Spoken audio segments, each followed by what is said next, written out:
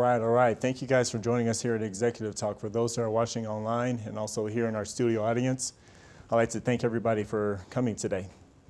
So today, typically we have business consultation conversations, but from time to time we have subject matter experts here on our show.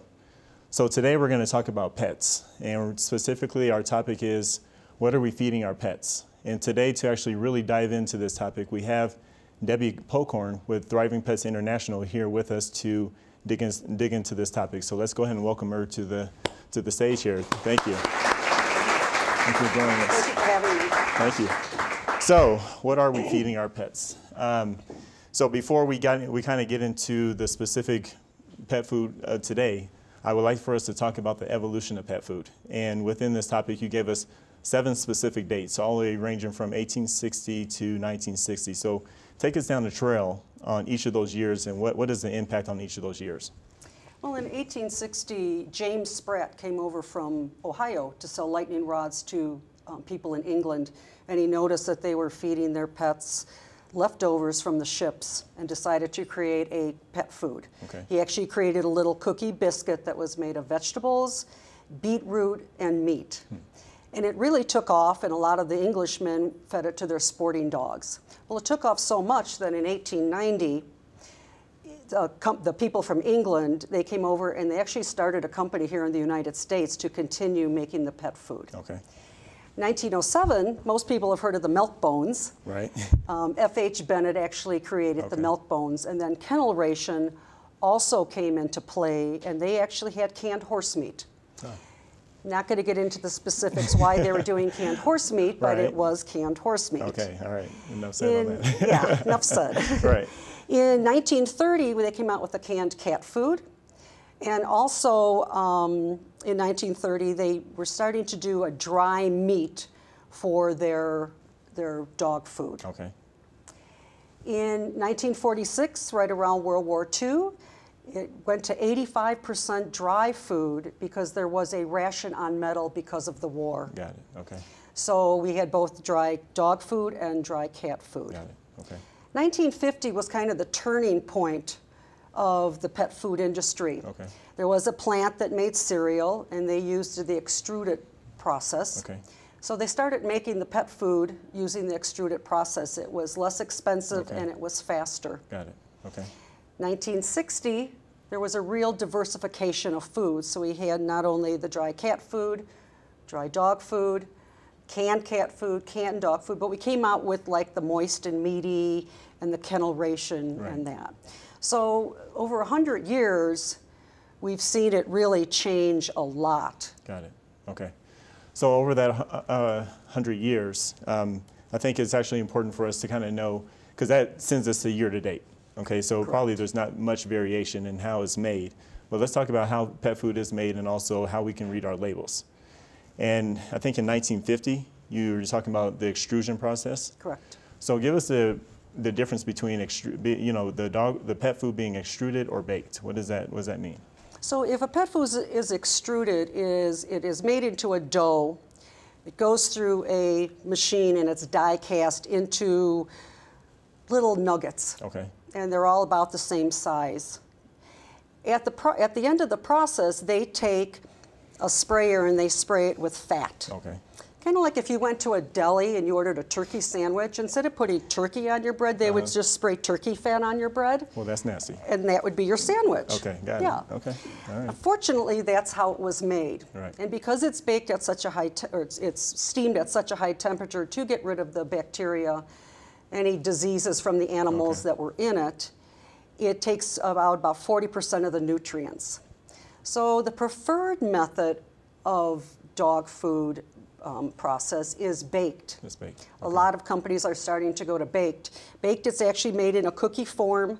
Everything is put in there, your flavorings, your meat, your nutrients, and it keeps 100% of the nutrients and minerals in the food. Got it, okay. After it's done baking, this little cookie is broken up into little pieces, and they're usually not uniform. Right. And then it's processed and it's bagged and it's sent out to stores or distributors. Okay. So with that extruded process, is a lot of the nutrients in the food Is it extruded out? It's extruded out, yes. About 40% of it is. Got it. So they tend to add a lot more in there. So they're guessing, it's kind of a guessing game. Let's add double the amount because some of it's going to be steamed out in the process. Got it. Which also causes problem because then it's not, you don't have the same amount of everything in the foods. Got it, okay. So talk to us a little bit further about the ingredients because I'm sure that's something we don't know, right? Right. Okay. The pet food industry, because it's not very regulated, it's kind of complicated when it comes to learning what you're feeding your pets. So if you could read like the first 4 ingredients on this pet food here. Sure. So we have ground yellow corn, chicken byproduct meal, corn gluten meal, and also soybean hulls. Does that sound something you would like to put in a bowl and eat? No, not at all. No? No. This is an example of an extruded food, and you can see it's really pretty colors. It's green, and it's yellow, and it's red, and it looks wonderful for the consumer. Yeah. You know, the pets really doesn't care much about the color. So in this food, you said there was 2 types of corn in the food. Corn is a very difficult ingredient for our pets to digest. Right. Just like us. Just like us, Just right, like us. right. And it can cause a lot of problems in our pets. It can cause allergies. And because they have a hard time digesting, it can cause some other issues with them. Got it. Your chicken byproduct that you mentioned, it sounds like, oh, there's chicken in here. Sure. Well, it's not like a chicken breast or the dark meat of a chicken. It's actually things like the beak, the feathers, the feet, the intestines. It's kind of not great parts of the chicken. No, not at all. Right. Yeah. And then soybean hulls. Okay. I mean, we throw those in the garbage can. Right, right. And unfortunately, a lot of the food that isn't good for human consumption goes to our rendering plants, and that's what's put in our pet food. Got it, okay. So here's another label, if you could read that Sure. for me, please. All right, so we have a chicken meal, ground brown rice, wheat flour, and also ground whole rice. How does that sound? Does that sound a little better to put in a bowl? Sounds much and better, eat? yes. Yes. Yes. Yeah, it's things you know what they are. This is what your baked food looks like. I mean, it's not a pretty color. It's when you look at it yourself, you're not going to say, "Wow, that looks really pretty. My dog is going to love it." Right. And it's in ununiform pieces. So our pets, you know, the color and that doesn't matter. It's what's actually in the dog What's in food the dog that food, is yeah. really, really important. Gotcha. And when you're reading the labels, that's super important. So you have mentioned corn. So are you suggesting that corn's very prevalent in a lot of our dog food? It is. It is very prevalent is. in our dog's food. And my suggestion is do not buy dog food that has corn in it because it's just going to cause more and more problems in your pet. Got it. All right, so another thing that we see on our pet food is we see a date. So obviously the date can, you know, be a very lengthy date, but what is the impact on preservatives within our pet food? Well, anytime you see a date that's a year or 2 out in some pet food, actually you can see the expiration date of 2 years out from the date you purchase it. Okay. You know there's preservatives in it. And that's to help keep the fats that they spray on the top from going rancid and that. And it has to be in there, right. or the food would spoil. So 3 preservatives that are used in the pet food industry are BHA, BHT, and azathioprine. The first 2 cause cancer, liver failure, and kidney failure. Wow. The third one, azathioprine, was made by the Monsanto company, and it was used to stabilize rubber. And it was also used as a pesticide. So that is what's going in our pets' food. Unfortunately, it may not be written on the label because what is put in the food in the process, in the rendering plant, and then it goes to the processing plant. Right. The processing plant does not have to put it on the label because the rendering plant actually put it in the food. So it's really hard to know what's in the food, but if you see a date of a year or more, right. you know there's preservatives in it. So based on everything that you had discussed thus far, it sounds like the industry as a whole is unregulated. Yes. Would that be accurate? Exactly, yes. Okay. So made in America, I mean, it should be a good thing. Why is that such an issue? Made in America, they're not, they're not telling us a little white lie saying it's made in America, because it is processed in America. But the sources of the ingredients are coming from outside our country. So we have stuff coming from China, and we have stuff coming from other countries. So comes here, goes to the rendering plant, goes to the processing plant, and that's where it's extruded and bagged, so it is made in America. You want a dog food that's sourced in America. Sourced in America. Okay. So the wheat is grown here, the rice, the animals are raised here, so it is sourced in America. Right. So you know what is in your pet food. And unfortunately, they don't write sourced in America on the bag, so it's hard for pet owners to know if it's sourced in America or not without doing a lot of research. A lot of research on that. Yeah. Right. All right. So unknowingly, we're feeding our pets this, so obviously on some level, we feel bad about that. So what is the transition process? I mean, so what can we do for our furry pets? Well, if you have them on, a lot of times we go from puppy food to like an adult food. That's usually the process. You have to take 10 days to 2 weeks to work them into it. Some say a week, but I like to go a little bit longer just so you don't have any problems. Okay. You want to keep about a quarter bag of your original food, put that in their dish, and put a handful of the new food kind of in front of their dish and let them just start munching on it. And then you change the ratio over a 2-week period, so when the 2 weeks is over, they have no original food and all new food. You still may see some diarrhea that they may have. It's getting the toxins out of their system. It's kind of like us doing a cleanse. So you're kind of cleansing your dog's system, and they have a lot of toxins in there, so it may vary. And so that's part of the whole transition. Part of the whole transition, yes. And cats may take a little longer. They're a little more finicky. There's more sugar in their food, so they may take up to 6 weeks to be able to transition them. Yeah, they're funny little animals. Yeah, that's what I heard. Yeah. That's what I heard. So what about feeding your pets human food? Is that okay, or is that a no-no? Yes and no. Okay. If you are cooking for your pets, so you're making them chicken and you're making them rice, and this is their diet versus being on a canned food or a dry food, and you're also adding a supplement to that because they're not getting all their nutrients and minerals just from that food, that's perfectly fine.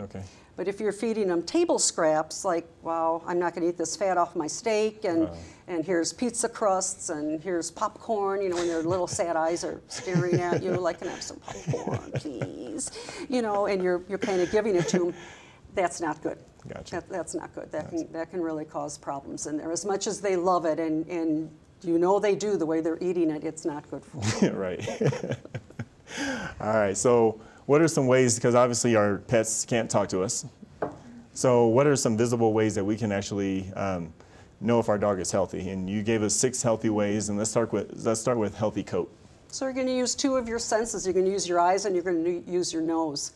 You're going to look at their coat. Is it shiny? Does it look healthy? Is it free of mats? You're going to smell their coat. Do they smell? Is it a bad smell? If it smells like yeast, they may be allergic to the grain in their food. So that's a good time to maybe look into changing their food. Got it. Okay. All right. So talk to me about teeth. Teeth. Look in their mouth. Their gums should be nice and pink and healthy. They should not be like an angry red. They may have some tartar on their teeth. It's hard not to. If they have really offensive bad breath, they could have maybe a tooth that has rotted in their mouth or really, really bad tartar, and you need to see your vet and have that taken care of. Okay, all right. What about the skin? Because obviously that's probably a hard one, but I guess you move the hair. Move the hair away. Make sure there's, you don't want any kind of abrasions or sores on it. You want to look for fleas and flea dirt in there. If you have a kind of an itchy, scratchy dog, and he's constantly scratching and they do not have fleas, it's probably because of his diet. It could be corn in his diet that has caused an allergy and dries the skin out, so they're a little bit scratchier than they should be. Got it. All right. So this one seems to be very hard, but their ears. How do you tell? Yeah. Pick up their ears. They should be a nice pink. Using your nose, you want to smell their ear. It sounds funny, but you want to smell their ear. Sometimes things work down into their ear where they'll have an ear infection. Also, they get a buildup of wax in there, just like we do. Just like we do. And if they're shaking their head a lot, it's a good sign that they have something going on inside their ear that you can't see. Gotcha. But a smell of their ear, you'd be able to know if there's a problem there. Gotcha. Okay. You know, I always took that sign of them shaking their head that they're telling me no. You know, no. Well, maybe they are telling you they're probably telling me no, but right? yeah, Okay. yeah. All right. So, all right. So I feel better about myself now. Yes. All right. Great. So this one is always not a popular topic, but it is what it is. But poop. Yeah. Yeah. You gotta look at the poop. Unfortunately. Okay. Their poop should be consistent and should be a consistent color. If you are feeding your pet the same thing every day, you're going to know what color their poop is going to be. Sure. And it should be a solid consistency. You want to make sure it's not, it doesn't have parasites in it, or they have blood in their stools, Sure. because that's a for sure warning sign. Got it. So you'd want to take them to the vet to see, what's going on with them. But Oh. these things are easy to do, and they should be done on a very consistent basis. Right. Okay.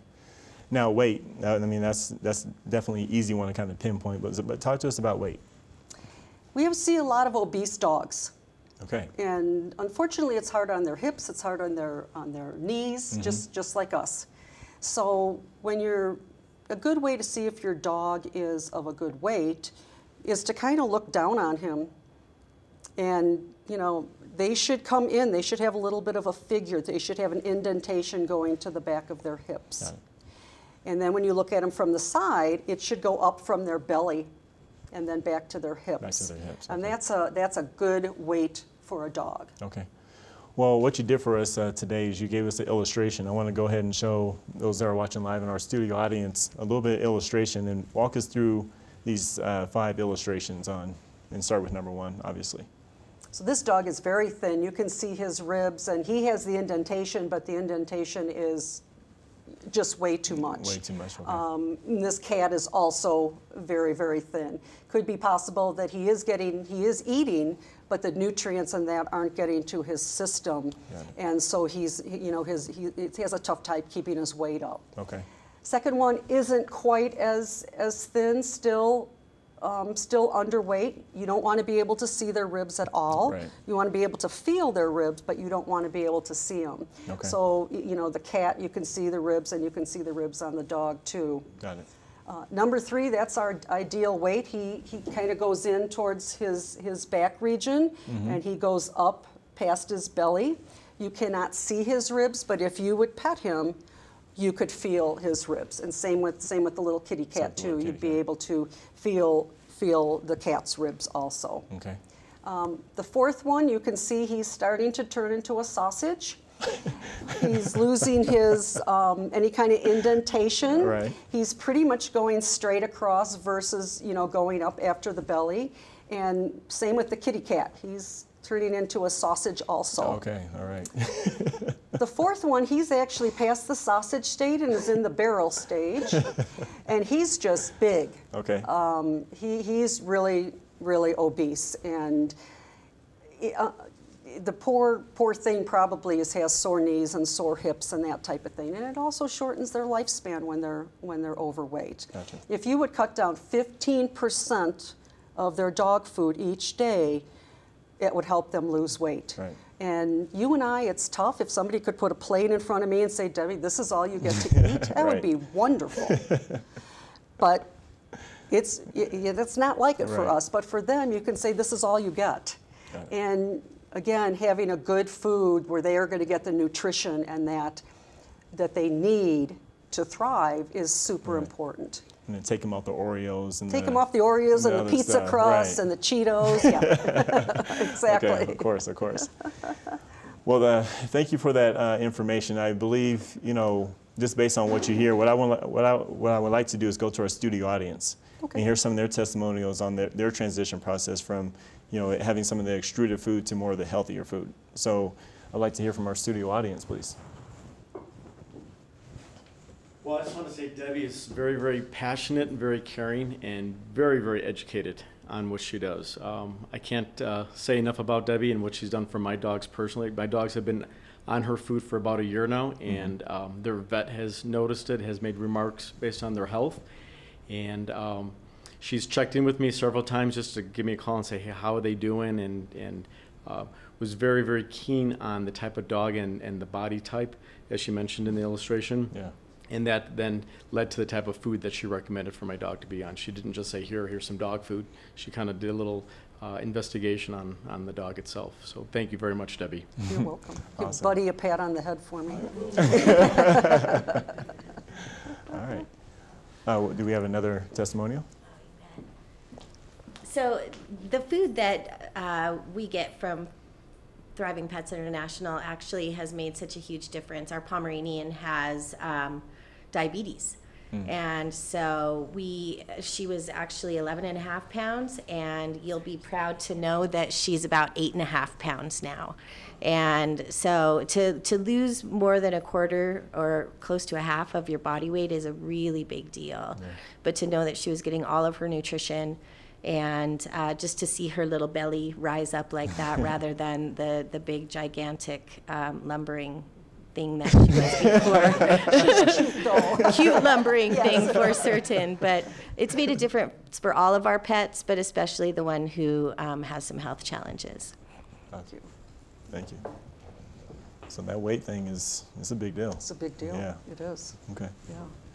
Sir? And we have everything to thank for Debbie as well. My fiance Kelly and I moved here, and our dog Henny had a lot of dry coughing, would wake us up at night so we wouldn't be able to sleep. And we had him on corn-based food, which we had no idea about. We've never heard anything about, what to feed him, what not to feed him, things like that. And she educated us, let us know, if we fed him every other day, he would cough up about a ball of the multicolored food. And he was fine after that, but it was obviously, we're like, we understand he's in pain or something's not comfortable there. And just after about a week and a half of getting him on her food, that things changed. He wasn't dry coughing at night, wasn't throwing up, and now his stool's looking a lot better, and it's changed completely. So we appreciate it. Thank you. Thank you. Yay, you're looking at the poop. Yeah. Killing me, Debbie. You're killing me. But like you said, you have to look at it. Sign of a healthy pet. Okay, enough said. So actually, we have time for a few questions. You okay with that? I am. Okay, all right. So we have any questions from our studio audience based on what you heard today? I have a question. I have a dog, and his name is Lincoln. And unfortunately, he has a nickname, Stinkin' Lincoln.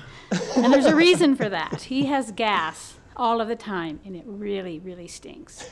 And we've tried to switch up his pet food a little bit and stuff, but nothing has helped at all. So do you think you could help us? I would love to look at the label of your pet food, and what I'm guessing is there's probably corn, and there are ingredients in there where he is unable to digest those ingredients, and that's kind of how it's coming out. So yeah, I'd be happy to look and see what he's on, but I would say a switch from the extruded food, which sprays the fat on there, to a baked food, it may help him out a lot. Okay, thank you. You're welcome. All right, thank you. Thank you for that. Man, that extruded food. Yeah. Yeah. Have a chicken sandwich. So I have the cat. And I know you talked about the fact that they're finicky. This is beyond finicky. And I tried to do the mixing of a little bit, and he kind of went on his own strike. So I had to go back because he wasn't eating, and then he was pulling his fur out. So I know it's not healthy what I'm feeding him, but how do I get him to like the good stuff? Cats are so difficult. Like I say, it can take 6 weeks. It may take longer. You may want to try a good canned cat food also to mix with it, because they also need that moisture in their system. Pulling of the hair out, wow. We'd have to talk about that. I'll give you my contact information so we can kind of see what we can do to help them out, because that's a little over the top. Yeah. Yeah. Poor little kitty. So maybe even mixing up some of the wet food. I would mix the wet food with the Okay. dry food to kind of disguise it a little bit, and maybe they have to get off that sugar addiction that a lot of the cat foods have in it now, and it takes a long time. So I have to be more patient. Unfortunately, yes. Okay. And I'll ask some more questions later. Okay, Thanks. All right. thanks. Thank you, thank you. Hello. I have a mixed breed long-haired dog, and I understand they're supposed to shed yearly, but my dog sheds daily. And it is a big problem, and I don't really know what to do to help this poor thing out. Well, you could have allergies. You know, again, a lot of it just comes down to what we're feeding our pets. So, you know, I'd love to talk to you further and see what's on the label. There's corn on there. Maybe he's allergic to chicken. Maybe he's allergic to grains.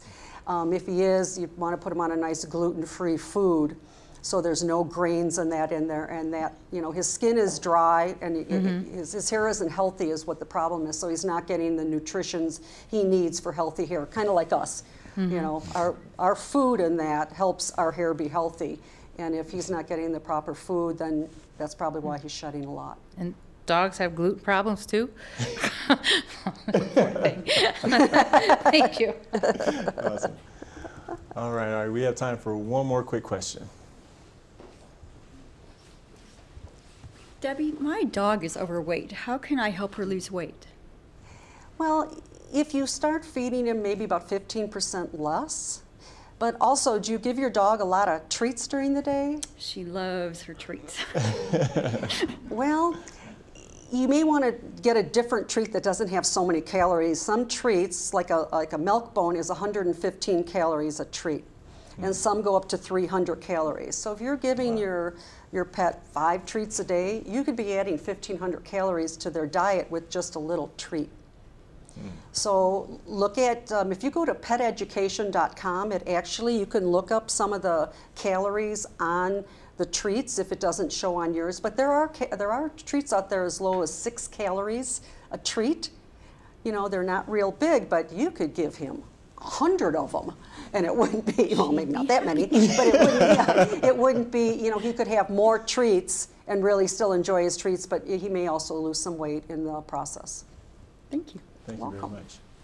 So Debbie, you know, Maurice. we heard a lot of information here today. I wanted to say thank you, but what is the statement that you want to leave us with? Coming from your experience with pets, what's that statement that we should just take home with us? Well, as you can see, feeding your pet is complicated because it's not always on the label. The ingredients aren't always on the label. But I feel it's our responsibility as pet owners to take the best care of our pet as we possibly can. We chose to bring them into our lives as part of our family member, so we need to take the best care of them. You know, we're the only ones they have to keep them in the best health possible. Right. And if you do have questions or wonder about the labels of your pet food, please feel free to contact me. You can take a picture of it. You can email me the label. And also on your chair, there's a little cheat sheet. And on it, it says ingredients that should not be in your pet food. Okay. So when you go to the store, I made it a small size. You can stick it in your wallet. You can pull that out and kind of see if those ingredients are in the pet food. And if you ever have a question, please contact me. I'd be more than happy to help you. Just want to get our little furry friends happy and healthy. Awesome. So your contact information, how can we find you? At your website, thrivingpetsinternational.com. Your email address, debbie@pocorn.com. And your social media handles are Facebook, Twitter, and also LinkedIn.